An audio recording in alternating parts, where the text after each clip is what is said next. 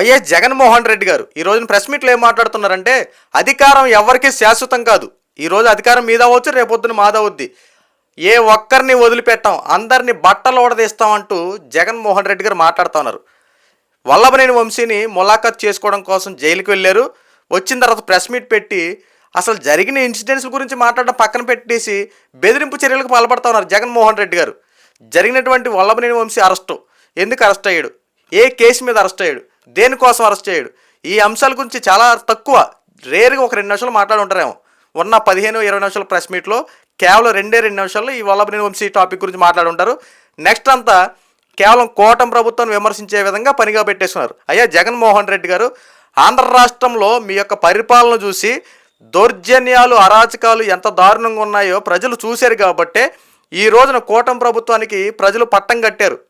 ఆంధ్ర రాష్ట్రంలో అధికారంలో రావాలన్నా, అధికారం పోవాలన్నా ప్రజలే నిర్ణయిస్తారు. మీరు ప్రజలకు ఏం మెసేజ్ ఇస్తూ ఉన్నారు? అధికారంలో మేము వస్తాం, బట్టలు తీస్తాం అంటే రేపొద్దున మీకు మళ్ళీ అధికారం ఇస్తారా? గత 5 సంవత్సరాలు మీకు ఇచ్చినటువంటి అధికారాన్ని ఎంత దారుణంగా ఉపయోగించుకున్నారో ప్రజలందరూ తెలుసు. అధికారం ఇస్తే దౌర్జన్యాలు, అరాచకాలు చేసుకుంటూ, శవ రాజకీయాలు చేసుకుంటూ తిరిగారు తప్ప ఆంధ్ర రాష్ట్ర ప్రజలకి ఏమైనా ఉపయోగం వచ్చే పనులేని చేయగలిగారా? మా ఉంటే పథకాలు ఇచ్చేస్తున్నాం, ఇవి ఇచ్చేస్తున్నాం అని చెప్పి ఒక చేత్తో ఇవ్వడం, రెండో చేత్తో లాక్కోవడం. ఏ విషయానికి వచ్చినా సరే ప్రజల్లో మాత్రం జగన్మోహన్ రెడ్డి పథకాలు విపరీతంగా ఇచ్చాడని చెప్పి ఉండే తప్ప వెనకున్నటువంటి అప్పుల విషయం కానీ, జగన్మోహన్ రెడ్డి చేసే వ్యవహారాలు కానీ బయటికి రానియకుండా చాలా జాగ్రత్త పడ్డారు మీరు. అయినా కానీ ఆంధ్ర రాష్ట్ర ప్రజలు ఎక్కడ ఎలా బుద్ధి చెప్పాలో ప్రజలు తెలుసు కాబట్టి ఓటు అనే ఆయుధంతో కరెక్ట్గా మీకు బుద్ధి చెప్పారు. అయినా సరే ఈరోజు కూడా 11 సీట్లు వచ్చినా మీరు కూడా ఎంత బెదిరింపు చర్యలు పాల్పడుతున్నారంటే మరి ఏమనాలో కూడా అర్థం కావట్లేదు. ఎందుకంటే మీరు ఈ రోజున పోలీస్ వ్యవస్థ గురించి మాట్లాడుతూ ఉన్నారు కదా, బట్టలు తెప్పిస్తాం, ఎక్కడున్నా సరే వదిలిపెట్టాం, బయటికి తీసుకొస్తాం, రిటైర్డ్ అయిపోయిన వదిలిపెట్టాం అని చెప్పి మాట్లాడుతున్నారు కదా. ఇదే పోలీసు వ్యవస్థ గతంలో మీరు ఎంత దారుణంగా ఉపయోగించారో ఈ రోజున పోలీసులు తమ డ్యూటీ సక్రమంగా చేస్తూ ఉన్నారు. తప్పు చేసిన ప్రతి ఒక్కరిని చట్టపరంగా శిక్షిస్తూ ఉన్నారు. గతంలో పోలీసు వ్యవస్థను మీరు సరిగ్గా పనిచేయగలిగారా? ఏ పోలీస్ అధికారిని సరే పనిచేస్తా ఉనంటే అతన్ని ఆ పనికి అడ్డుపడిపోయి రాజకీయ ప్రలోభాలు పెట్టి పోలీస్ వ్యవస్థను సరిగ్గా వాళ్ళ యొక్క డ్యూటీలు చేయకుండా అత్యంత దారుణంగా వాళ్ళ ప్రవర్తించారు. ఈ రోజున పోలీస్ వ్యవస్థ ప్రభుత్వం చెప్పిన ప్రకారంగా ఏదైతే వాళ్ళకు ఉన్నటువంటి సెట్ ఆఫ్ గైడ్లైన్స్ ఉంటాయో ఆ రూల్స్ని ఫాలో చేసుకుంటూ చక్కగా ముందు కొనసాగుతూ ఉన్నారు. అలాంటి పోలీస్ వ్యవస్థ బట్టలు తెప్పిస్తారా? అధికారులను వదిలిపెట్టరా? కూటమి నాయకుల్ని, కూటమి కార్యకర్తలు వదిలిపెట్టరా? ఏంటి సార్ మీరు ఒక వార్నింగ్లు? వల్లభనేని వంశీ అరెస్ట్ అయిన దానికి మీరు మాట్లాడేదానికి ఏమైనా పొంతన ఉందా? ఏమైనా ఆలోచన ఉందా? వల్లభనేని వంశీ ఎందుకు అరెస్ట్ అయ్యాడు? పార్టీ ఆఫీసులు ధ్వంసం చేయడం బట్టి అరెస్ట్ అయ్యాడు. కనీసం పార్టీ ఆఫీసులు ధ్వంసం చేసినటువంటి వల్లభనేని వంశీ ఆ రోజున మీరు వల్లభనేని వంశీ మీద మీరు యాక్షన్ తీసుకుని ఉంటే పరిస్థితి ఇంతవరకు రాదు కదా. పార్టీ ఆఫీసును ధ్వంసం చేయడం అంటే మామూలు విషయమా? ఇప్పుడు వల్లభనేని వంశీ పార్టీ ఆఫీసులు ధ్వంసం చేయడం చెప్పి పక్కా సాక్ష్యాధారాలు ఉన్నాయి. ఆ సాక్ష్యాధారాలు బట్టి అరెస్ట్ చేశారు, కోర్టులో ప్రొడ్యూస్ చేశారు. కోర్టు 14 రోజులు రిమాండ్ ఇచ్చింది. జైల్లో ఉన్నాడు. ఈరోజు మీరు ములాఖాత్ చేసుకోవడానికి వెళ్ళారు.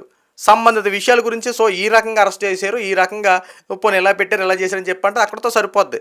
ఎవరిని వదిలిపెట్టను, అందరిని అరెస్ట్ చేస్తా ఉన్నారు, మేము వదిలిపెడతామా, మేము ఊరుకోమా అంటే ఏంటి సార్ ఇది?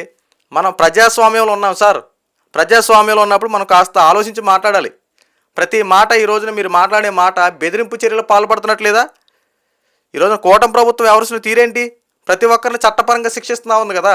ఈ వల్లభనేని వంశీ గురించి మీరు మాట్లాడుతున్నారు కదా. ఈ వల్లభనేని వంశీ చేసినటువంటి దౌర్జన్యాలు, అరాచకాలు ఇన్ని కాదు. మరి ఈ వల్లభనేని వంశీ వాళ్ళ తల్లిదండ్రులు ఒక టీచర్సు, ఈ వల్లభనేని వంశీ ఒక వెటనరీ డాక్టరు, చక్కని సాంప్రదాయ కుటుంబంలో పుట్టినటువంటి వ్యక్తి వల్లభనేని వంశీ రాజకీయాల్లో ఉన్న తర్వాత రాజకీయాలు ప్రజలు సేవ చేయాల్సింది మానేసి ఈ గన్నవరం నియోజకవర్గంలో చేసినటువంటి అత్యంత దోపిడీలు ఇలాంటి ఎన్నో ఉన్నాయో తెలుసా మీకు?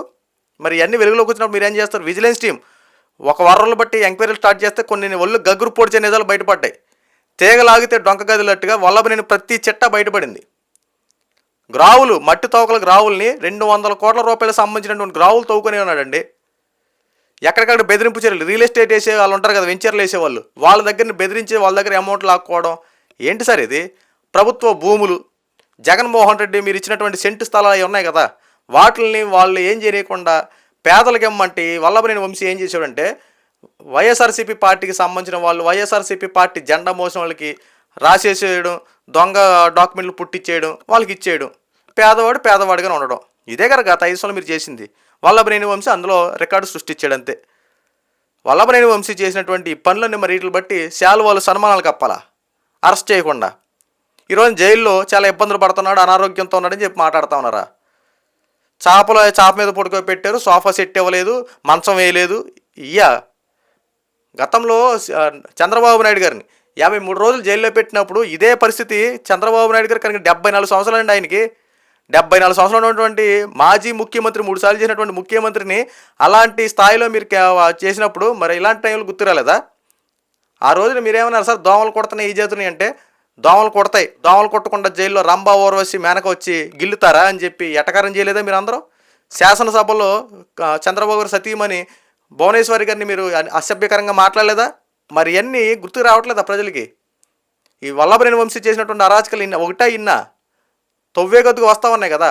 అయ్యా జగన్మోహన్ రెడ్డి గారు, మీరు బెదిరింపు చర్యలకు పాల్పడితే ఇక్కడ కూటమి ప్రభుత్వం ఏమి సైలెంట్గా ఉండి మీరు చెప్పి భయపడిపోయి గజగజ వణికిపోయే రోజుల్లో లేరు సార్. మీరు అట్టు పెడితే అట్టున్నర పెట్టే రోజుల్లో ప్రజలు ఉన్నారు. ఈ రోజున కార్యకర్తలు కూడా అదే స్థాయిలో ఉన్నారు. మీరు గతంలో చేసినటువంటి ప్రతి విషయాన్ని తలుచుకొని ప్రతి కార్యకర్త రగిలిపోతూ ఉన్నారు, ప్రతి ప్రజలు రగిలిపోతూ ఉన్నారు. ఈ రోజున మీరు కొత్త అంశాలు తెరలేపుతూ ఉన్నారు. అమ్మఒడి ఇవ్వట్లేదు, ఆ పథకాలు ఈ పథకాలు లేవని చెప్పి చాలా రకాలుగా పోర్ట్రే చేసే విధంగా కక్ష సాధింపు రాజకీయాలు, ప్రలోభ పెట్టే వార్తలు ప్రజల్లో తీసుకెళ్తున్నారు తప్ప వాస్తవాలు ప్రజలకు తెలుసు. కూటమి ప్రభుత్వం 8 నెలల అధికారంలోకి వచ్చిన తర్వాత ఏం చేసిందో, ప్రజలకు ఎంత చేరువగా ఉందో, అన్న మాట ప్రకారం ఒకటొక్కటి చేసుకుంటూ వస్తుందో ప్రజలకు తెలుసు. మీరెన్ని బురద జల్లే రాజకీయాలు చేసినా, ఎన్ని శవ రాజకీయాలు చేసినా ప్రజల్లో మాత్రం కూటమి ప్రభుత్వం మీద గుడ్ ఒపీనియన్ ఉంది. కానీ మీరు చేసే పని ఏంటంటే బెదిరింపు చర్యలు పాల్పడుతూ ఉన్నారు. ఎవరిని బెదిరిస్తున్నారు సార్ మీరు? కూటమి ప్రభుత్వం బెదిరిస్తున్నారా, లేదా పోలీసు వ్యవస్థను బెదిరిస్తున్నారా, ఇంకెవరిని బెదిరిస్తారా? చేయండి, ఎంతవరకు బెదిరిస్తారో. కానీ ప్రజాస్వామ్యంలో ఉన్నాం అన్న విషయం మర్చిపోకూడదు. ఎందుకంటే ప్రజలే అంతిమ తీర్పు. ఈ ప్రజలనే వాళ్ళే మన ప్రతి మాటను గుర్తుపెట్టుకుంటారు. ఏ టైంలో ఎలాంటి వ్యాఖ్యలు చేశారో, ఎలాంటి టైంలో ఎలాంటి నాయకుడు ఏ పనులు చేశాడో ప్రతిదీ గుర్తుపెట్టుకుని ప్రజా ఓటుతో ప్రజలే బుద్ధి చెప్తారు. గతంలో ఇదే ప్రజలు మీకు 150, 160 సీట్లు ఇచ్చినటువంటి ప్రజలు ఈ రోజున కేవలం 11 సీట్లు ఇచ్చారంటే కారణం ఎక్కడ? లోపం ఎక్కడ? మీరు చేసుకున్న పనులే. గతంలో మీరు ఏం చేశారు? దౌర్జన్యాలు, అరాచకాలు విస్తృత స్థాయిలో చేశారు. అందరి కాడికి దోచుకున్నారు. దాచుకో పంచుకున్నట్టు వ్యవహారం సాగాయి. ఈ రోజున కూటమి ప్రభుత్వం అధికారంలోకి వచ్చిన తర్వాత ప్రతి శాఖలో జరిగినట్టు అవినీతి వెలుగు తీస్తూ ఉన్నారు. ఈ వెలుగు తీస్తున్న క్రమంలో ఒక్కడొక్కడికి అరెస్ట్ అవుతూ ఉన్నారు. ఇప్పుడు వరకు అరెస్ట్ అయినటువంటి వాళ్ళు సత్య హరిశ్చంద్రుల ప్రతి ఒక్కరు చూడండి, బోరిగడ్డ అనిలతో స్టార్ట్ చేసుకొని ఈ రోజున వల్లభనేని వంశీ వరకు అరెస్ట్ అయిన వాళ్ళు ప్రతి ఒక్కసారి చిట్టా చూడండి. ఒకడేంటో సోషల్ మీడియాని వేదిక చేసుకుని ఇష్టానుసారంగా బూతులు తిడతాడు, ఇంకోటి అది చేస్తాడు, ఇంట్లో వాళ్ళ ఆడవాళ్ళని బెదిరిస్తూ ఉంటాడు, ఫోటోలు మాఫింగ్లు చేస్తూ ఉంటాడు. వాళ్ళంటి వాళ్ళ కోసం ఈ రోజున అక్రమ అరెస్టులు చేస్తూ ఉన్నారా? ఈ రోజున వల్లభనేని వంశీ అరెస్ట్ అయ్యడం దానికి కారణం ఏంటి? టీడీపీ పార్టీ వాళ్ళు తల్లిలాగా భావించే పార్టీ ఆఫీసును ధ్వంసం చేశారంటే చేతులు కట్టుకుని కూర్చుంటారా? ఆ రోజున కేసు పెట్టినప్పుడు వంశీ మీద యాక్షన్ తీసుకుంటే పరిస్థితి ఇంతవరకు రాదు. ఈ రోజున కూటమి ప్రభుత్వం మళ్ళీ ఆ కేసును రీఓపెన్ చేసి అరెస్ట్ చేసిందంటే ఖచ్చితంగా దొంగ ఎప్పటికైనా దొరకాల్సిందే, తప్పు చేసినప్పుడు ఎప్పటికైనా శిక్ష అనుభవించాల్సిందే. కాస్త అధికారం మీద ఉంది కాబట్టి మీ అధికారాన్ని చూపించి ఇక్కడ అరెస్ట్ అవ్వకుండా ఇన్నాళ్ళు కాపాడగలిగారు. సో మీరన్నట్టుగానే అధికారం ఎవరికి శాశ్వతం కాదు కాబట్టి ఈ రోజున కూటమి ప్రభుత్వం అధికారంలోకి వచ్చింది, తప్పు చేసిన ప్రతి వారిని శిక్షిస్తున్నారు. సో మీరు ఎన్ని బెదిరింపు చర్యలు పాల్పడినా ఏం ఫరక్ పడదు సార్.